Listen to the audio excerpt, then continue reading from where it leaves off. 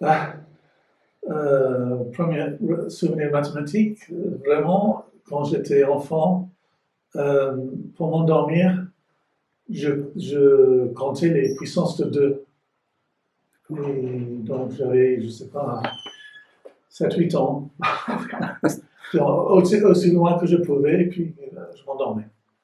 C'est l'équivalent mathématique des compter les moutons, je crois. Ah.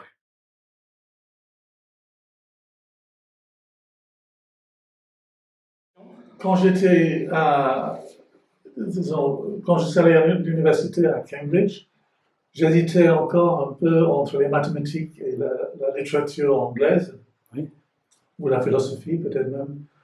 Et pendant l'été 70, j'avais lu un livre de Mendelssohn, une introduction à la topologie, et j'avais commencé à le lire vers 9 h du matin, et je pensais m'arrêter pour déjeuner, mais quand je me levais la tête, je me suis rendu compte que c'était 5 h de l'après-midi. Et j'avais lu le livre toute la journée, et c'était passionnant. Je me suis dit, je voulais faire de la topologie, si c'était possible.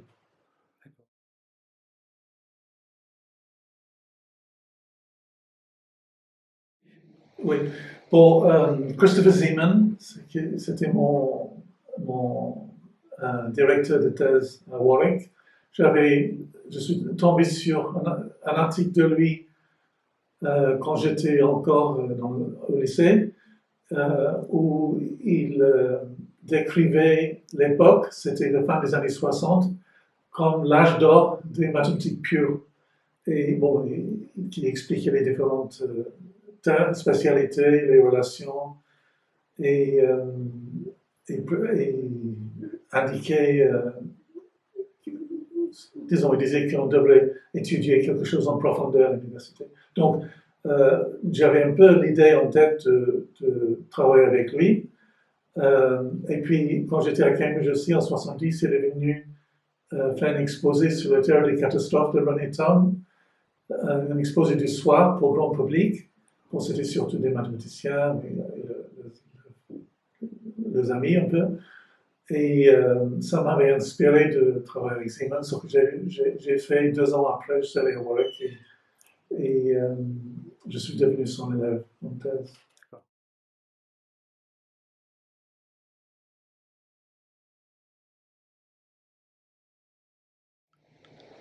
Alors, en mathématiques, à partir de 73, je travaillais sur certains problèmes posés par René Thom sur ce qu'on appelle les stratifications, les ensembles stratifiés, et qui étaient dans un état un peu rudimentaire. Thom avait travaillé dessus dans les années 60, et donc je me suis attaqué à différentes conjectures et problèmes ouverts. Et en fait, j'ai continué là-dedans toute ma carrière. Il y a des gens qui changent de sujet, il y a des gens qui restent dans la même spécialité. Moi, je suis resté plutôt dans la même spécialité. Mais des petits écarts à droite et à gauche, mais surtout, j'ai travaillé sur les ensembles stratifiés, les stratifications. Alors, ma contribution pour Marseille, bon, je suis professeur depuis 88, fin 88 à Marseille. Quand je suis arrivé, il y avait une petite équipe de topologie et on avait un séminaire hebdomadaire. On invitait des gens extérieurs, qui était très stimulant. Et après 2-3 ans, Jean-Paul Brasselet est venu de Lille à Marseille avec 3 élèves en thèse. Moi, j'avais 3 élèves en thèse. Et en 1994, Léon Trang est venu aussi avec 3 élèves en thèse de Paris. Donc, on a créé un groupe de singularité avec 3-4 professeurs et une dizaine d'élèves en thèse. Ça faisait un groupe important, le plus important en France, en fait. Et depuis, on a pu nommer des jeunes. Et donc, il y a une équipe de singularité reconnue sur la scène internationale qui fonctionne très bien. Donc, je pense que c'est ça. J'ai dirigé, je ne sais plus, une dizaine de thèses à Marseille. Donc, je pense que c'est surtout ça mon héritage.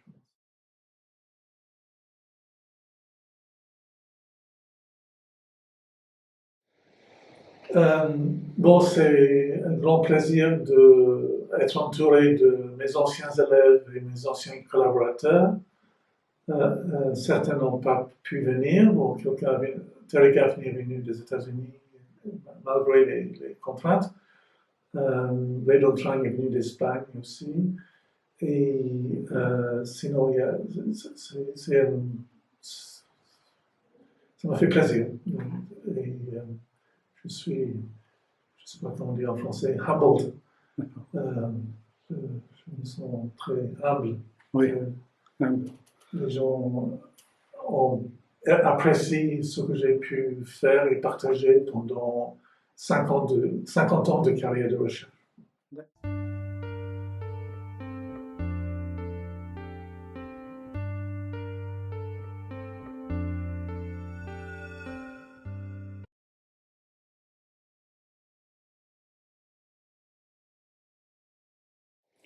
Bon,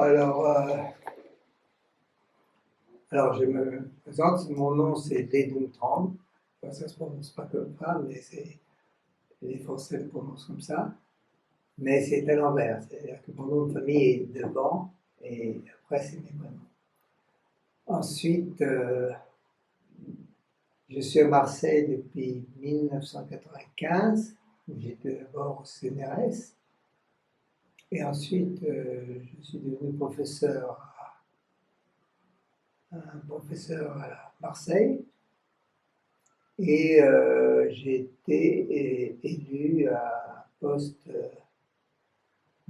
qui dépend de l'UNESCO et qui est en Italie, à Trieste. Alors, je connais David Trotman depuis très longtemps parce que c'est un ancien élève de René Thom et de Zeeman, de Christopher Zeeman, que je connais bien aussi, et qui sont tous les deux décédés, mais après je les connais bien des temps anciens. Et Trotman est une personne qui est assez remarquable parce qu'il a constitué une école de recherche autour de lui, qui était dirigée. Alors, moi, je suis plutôt orienté vers la géométrie complexe, tandis que l'école de Trotman s'est orientée dans toutes les phases de la géométrie réelle et complexe. Alors,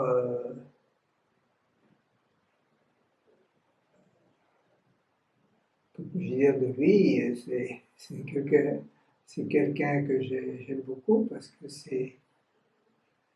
d'abord je le connais depuis très longtemps et qui a toujours été très, très aimable. Il m'a beaucoup aidé pour venir ici à Marseille. Et